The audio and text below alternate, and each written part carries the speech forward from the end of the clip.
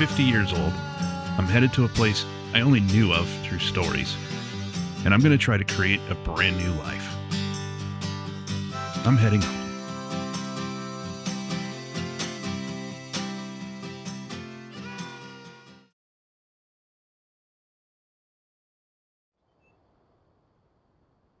All right, 2:16 in the afternoon, got a little bit of cloud cover. We have made a purchase. We have picked up the Stroutman SEK 802 harvest trailer.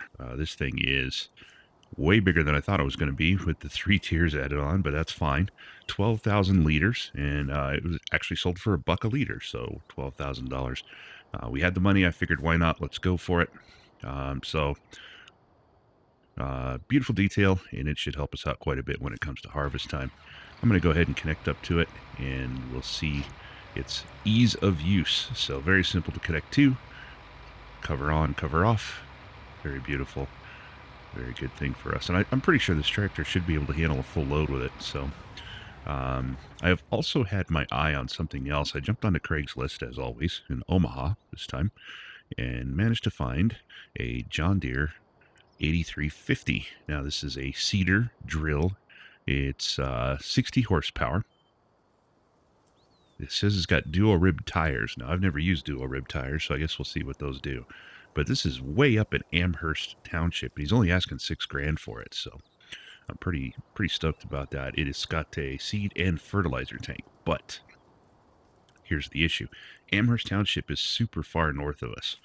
Almost 90 some odd miles, 80 some odd miles, something like that. I'll jump on the GPS and make sure. So we'll disconnect our trailer here. I need to take a run down to Deborah's son's house. Now, his name is Lars, and he's got a truck that we can borrow so that we're not going that many miles at 26 miles an hour. Good Lord, I wouldn't get back until midnight. So we're going to head on over to Lars's house and see if we can borrow his truck.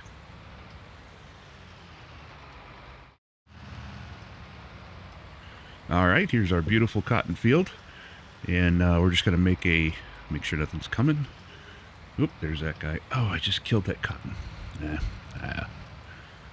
Looks like somebody took out a sign too. That's funny. Anyway, just the other side of the tracks is Lars's truck. You can just see it pointing out there. Now this, if I'm not mistaken, I don't know why he's letting us borrow this, because this is a 1978 Lizard, and I'm not disparaging it because it's old. He has put a ton of money and time into restoring this thing. I mean, it's almost brand spanking new. I can't even believe. I mean, whoops, the interior is pristine as well. This is just crazy. But he said we can use it, so that's great. It's got a diesel engine, so all right, we'll just wait for traffic. Anytime there, Mr. Prius. Thank you. All right, here we go. But yeah, diesel engine, and I'm not sure how many little small trucks like this in the 78 series had a diesel engine, but I don't know. I'll look it up later. So anyway, like I say, we've got a heck of a long drive to go here. I'm going to go ahead and pull up the GPS once we get going and get settled in the highway, and we will catch up with you once we've made the trip to Amherst. See you after.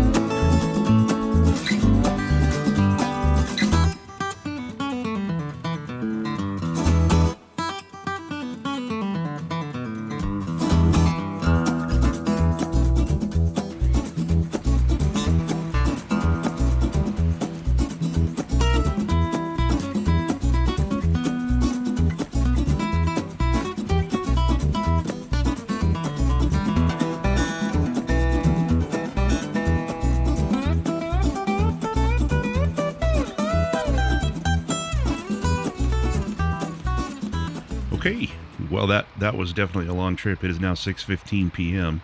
Luckily, the clouds held and the weather held, so we didn't get any rain.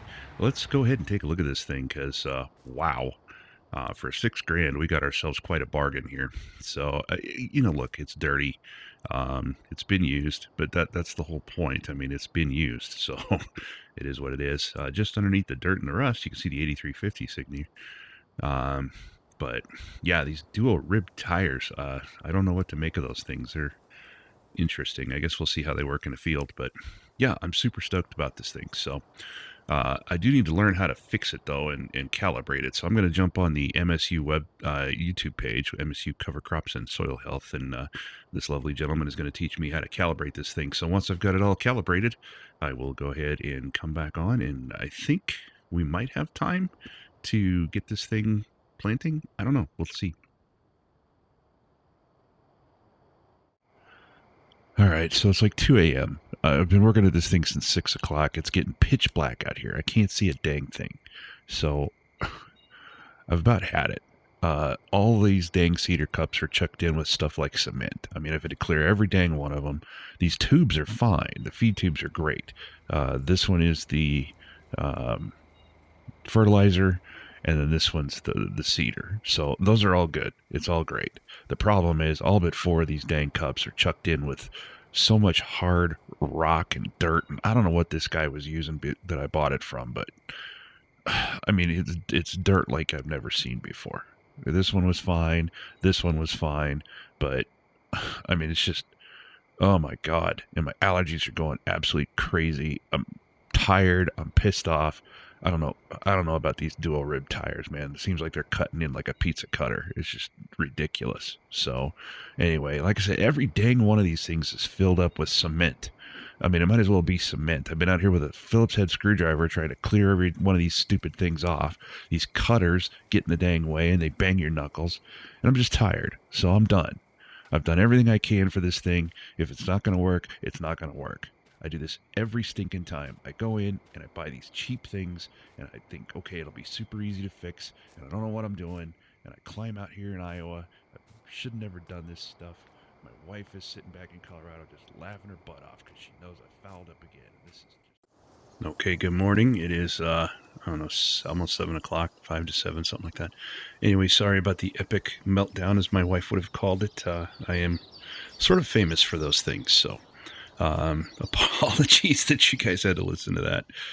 Just hit the end of my rope and I was done. So I got some sleep and everything's good to go. So today we're going to put some grass seed down on this field that we're renting. Deborah asked that we get that in and done, and that was the whole reason for getting the cedar going. So I'm going to go ahead and get the drone rocking and pretty much just film from the drone.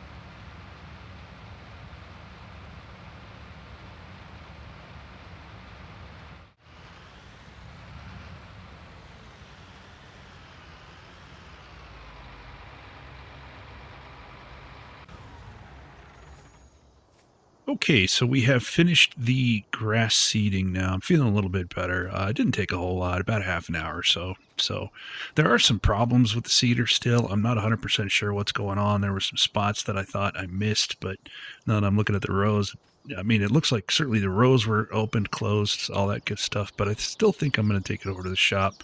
It's probably, I don't know, probably right in this section here somewhere, right about here. It's either a problem with the cutter or a problem with the seed cups. I can't figure it out. So I think what we're going to do is have the mechanics take a look at it over at our shop here. And, they're the pros, man. Why not? Let's have the pros get involved. So jump on in a tractor here and off we go. Let me just check my mirror really quick. Make sure I'm not going to run anybody off the road. Not that I can see anyway, but yeah, here we go. Well, $15 part and $157 labor later, a 10-minute fix.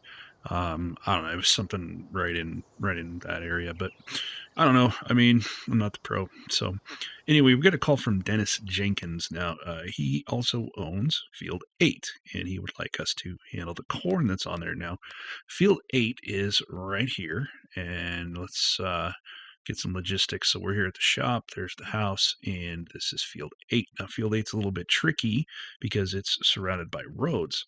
Now, that's not a big deal because we're going to be using relatively small equipment. So we'll go ahead and accept the contract. It doesn't pay a whole lot, but money is money. So let's take it while we got it. There we go. Cell service is a little slow today. So Dennis already moved the equipment over for us. That's awesome. We talked a little bit, and he said he was going to go ahead and do that. So some of this we've already used, like, for example, the Kroger AgriLiner trailer. We used that last time. This has the swivel hitch, which I'm not a big fan of. Then we have the New Holland T5 120. This is a little 117 horsepower tractor. New is the corn header. This is the Ziegler Champion 5R. It's a 3.4 meter corn head. We've never used a corn head before, but shouldn't be a big deal. That is going to marry up nicely with this Rostelmash Nova 330. This is a 180 horsepower engine, and it's got about a 4,500 liter tank, so it's nothing really huge, but that's okay. We don't really need anything huge. What I'm going to do is take our tractor over to the house, grab our trailer, and then bring all that equipment down to Field 8, and hopefully we can get that all handled. What is going on with this? Come on, get in gear. There. Oh, no. Oh, what is... Come on, shift it. There, we got it. You take these things in to get them repaired. And anyway, here we are. We have brought all the equipment down. And I don't know what's going on with the tractor there, but... Yeah. Like I said, I'm not a pro. If I got to bring it back to them, I will. It's not a big deal. They're pretty good guys. So we'll get this head lowered, and we'll get the head turned on, harvester turned on, and everything's good to go. I'm going to wait for this traffic, though, because we really don't want to run this machine into traffic and start doing that. So it looks like everything's in order. Give it a little bit of throttle. Corn is not that big a deal to harvest once you've got the right equipment. You just need to be able to drive in a straight line and follow your path as best you can. This is a little bit smaller than what I'm used to, like I say, but it shouldn't be that big a deal. I am used to when I do corn, or I've done corn training anyway. I say this like I've done this 1,000 times. We trained on the Big Ideal like what we had before, and boy, this thing so much smaller. It's real easy to lose your track just because I'm used to driving a larger head. But that dip was something. Oh, look at that. It pulled us offline. All right. Well, just back her up and fix it is what it is. So I'm going to go ahead and get this harvest done. You guys go ahead and sit back and enjoy. And I'll be back to you when everything's all said and done.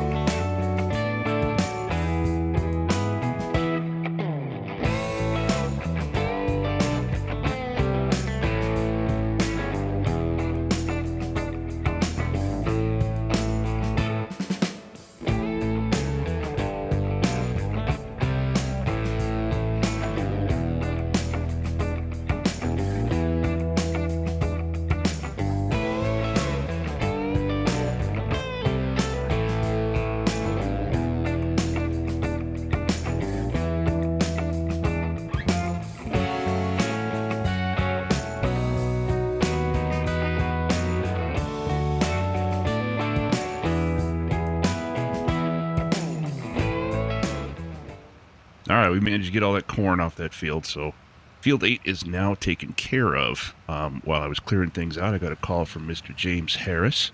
He owns Field 38, and he would like us to spray his field. Overall, we're going to end up with $7,341, and we're going to be using a very unique piece of equipment, which I find interesting. 38 is located down in the southwest corner of the map, and it's not overly huge, but I mean, it's money coming in, you know, so we really need that. Now, in terms of this piece of equipment, it's sort of a combination sprayer. Typically, your sprayers are going to spray liquid, either fertilizer or herbicide. This is a little bit of a hybrid between those two, which is fairly interesting. Once we get up there, I'll show you what I'm talking about. It's just around the corner here. You'll see it parked in. He's got it all set up for us. He was telling me about this while he's on the phone, and I thought, that's kind of weird. But that's it. I mean, it doesn't it doesn't look anything other than a sprayer to me. I don't know. We'll have to see once we get there. Let's get this trailer set aside and out of the way, and we'll see what we can do here. Good Lord, I'm having a hard time backing this thing up today. And right about here should be good. Beautiful. All right, jump out the tractor here. So this is, as I understand it, a Brazilian, or South American anyway, company called Stara. This is the Imperador 3.0, and it's kind of interesting. I see he's got the narrow tires on here. Let's take a look at this thing in the shop website. So this is under crop protection. There it is, the Stara. 220 horsepower. It's got 5,100 liter capacity. Now, 2,400 liters of that is going to be your liquid fertilizer and or herbicide, and then 2,700 of that is going to be a solid fertilizer. It's got a 27-meter spread, and you can see it's about $196,000. And you can either put on the narrow tires or standard tires. So this one, I believe, has the narrow tires. Now, narrow tires are going to be a lot easier on crops. You're not going to do damage to them, or as much damage anyway as you would with a standard tire. But, I mean, that's basically the gist of this thing. So let me climb up here, and I will show you. There are actually two tanks on this thing. So, yeah, there we go. The orange in the middle, that's the liquid tank. And then, oops, the one in the back is, there we are. The one in the back is the solid. Now that we're inside, I mean, you can see there's all kinds of electronics. Everything looks cool on the inside. My only concern is that these wings, or the sprayers, really kind of block your view as you're trying to drive down the road. But, I mean, that's just kind of the deal. Now, another downside to this contract, I mean, I guess it's typical, you kind of have to supply the herbicide on this one. So I don't know how much this job's going to take, so I'm going to go ahead and pick up two of these things now. That's another $4,800 out of pocket. So if I'm doing my math correctly, that's cutting in quite a bit. But you know what? It's not a big deal. We'll just kind of absorb that and pick it up on other jobs. So not a big thing. But let's go ahead and fill up our tanks. What do we got? 2,400 liquids. So it's definitely going to take this one and a piece of another. So I'll go ahead and get this tank filled up. Now, I don't want to drive back to the shop to pick up this spare tank, so I've got an idea on how to handle this. You can see I've made this now a bale trailer. So this will be a flat trailer for us. We don't have to worry about the sides or anything. So let's get that squared up. Now, in order to get it on the tank, or on the trailer, I had to rent this. I talked to the guy inside and said, listen, I've just got, a partial tank out here. I want to load up on the back of my trailer. Can I borrow your front loader, or a front loader? He says, well, I can rent you this forklift, but it's going to cost you. And I'm like, dude, seriously? So $1,887. Yeah. That's quite irritating. But, I mean, you got to do what you got to do. So, I don't know. It's kind of a weird policy. You'd think they'd have one just like, you could just, for the convenience of your customer. But I don't know. Listen, I'm not going to rant and rave about that thing. So, Anyway, we'll get this thing loaded on here. I don't really like this thing. Can't see it too well. There we go. Try to adjust it some. There, we got it. All right. I mean, listen, it is what it is. We'll call it a cost of doing business. But I'm going to get all this equipment back on the field now.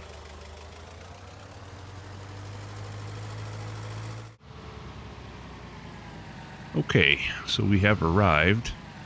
Boy, this is pretty weedy. You can see them all sticking up. The crop is actually the small stubbing up stuff. But let's go ahead and get this thing opened up. See how wide 27 meters really is. I mean, what is that? Figure a meter, ballpark 3 feet. So 27 times 3. 60 some feet, 70 feet. Oh yeah, she's definitely opening up. He said it drives just like anything else out there. You know, you just drive it. You can use the steering wheel, and you can use the pedals on the floor or the joystick on the side. So,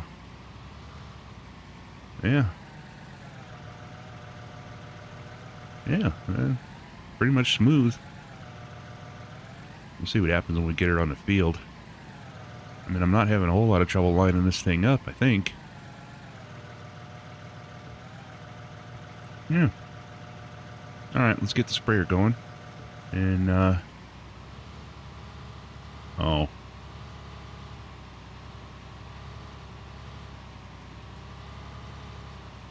Yeah, she's definitely tippy, but man, can you hear that? Sounds like it's surging.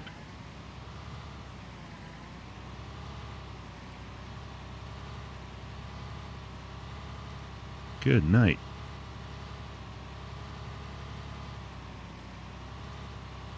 I might have to give him a call. I mean, it almost seems like it's not quite right.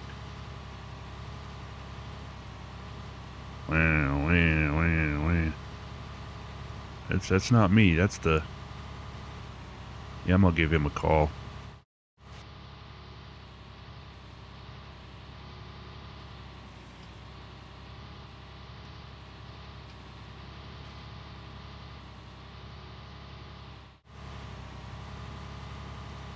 All right, well, I called him, and he basically said just, let it run. It's always done this, and it's probably going to always continue to. So I said, okay. I mean, everything's shutting off and starting okay. It just seems like it's got a leg, but all right, we'll get her done.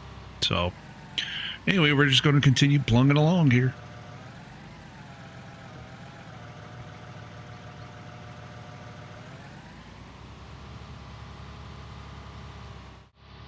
Okay, we are just wrapping things up here, getting that last little bit of weed left over, sort of just off the first row anyway, with that weird little kick off to, what is that? I guess that'd be the east.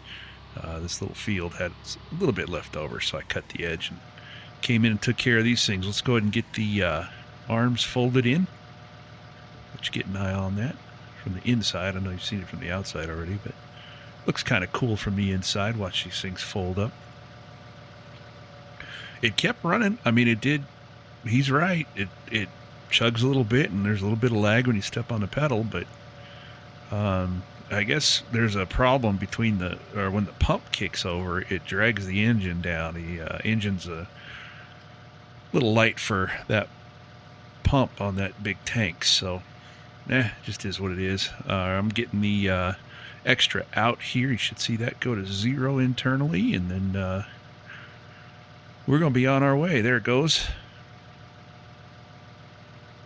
So he asked that I drive this up to the silage silos, or the bunker silo. That's the word I was looking for, sorry. And just drop it off there and he'll take care of it. So I said, yep, I'm more than happy to do that for you.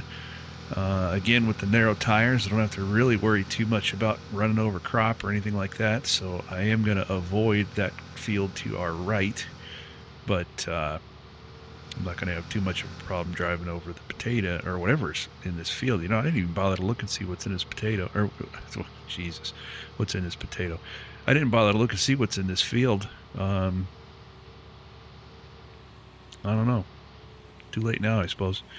Anyway, we've got a tank sitting down at the bottom of this field. So these are the bunker silos, which I could get my brain wrapped around.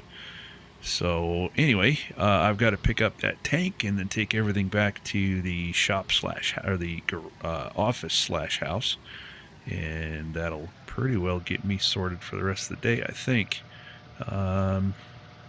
I did check the contracts out. We've got a few, to be honest with you. I'm keeping my eye. Oh yeah. I'm not used to that ladder. Anyway, let's look at the job board real quick. There is quite a bit of contracts out here. Enough to keep us busy for quite a while. So happy to do that. We are making a name for ourselves as well. James was really happy to hear us report on his somewhat faulty machine, but otherwise we're still making a name for ourselves. If you liked what you saw, appreciate it if you give me a thumbs up, share it, do what you had to do. Appreciate everybody taking a look at this episode. We're going to pick up with a whole bunch more contract for sure. Probably some harvesting, stuff like that. Anyway, we're going to pick that up in chapter 3. Thanks for watching.